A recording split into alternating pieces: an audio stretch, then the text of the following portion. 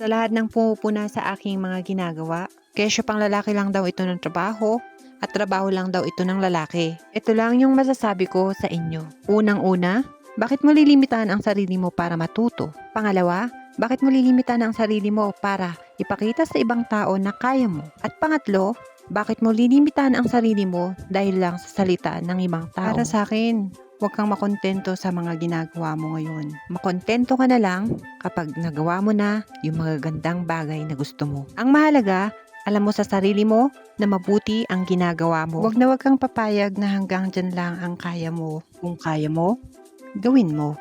Kung hindi mo kaya, aralin mo at pag-aralan mo. Hindi naman lahat ng bagay naaaral sa paaralan. Karamihan dito naaaral base sa iyong karanasan. At ng bagay ay naaaral ng malawak na isipan. Bahagi nga ng buhay ang pagsusumikap, pero maaari mo itong baguhin gamit ang iyong kakayanan. Bahagi rin ng buhay ang karangyaan, sasakyan, bahay, ginto, alahas at kung ano-ano pa. Lahat nga ng mga yan ay bahagi ng buhay, pero kailangan mong pagsumikapan. Kaya sa buhay na meron ka ngayon, pag-igihan, pagbutihan at pagsumikapan mo. Huwag na huwag mong papakinggan yung mga negatibong sinasabi ng ibang tao sa'yo. Ang pakinggan mo, yung sarili mo. Kasi yung sarili mo ang magsasabing kaya mo. Tandaan, ang buhay ay hindi paunahan. Bagkus, ito ay pagandahan at pasiyahan.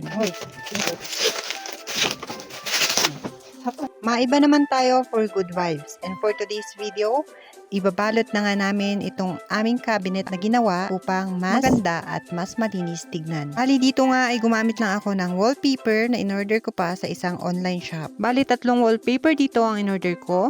2 puti na may design na stripe. Isang rolyo ng gold na may sukat na 10 cm.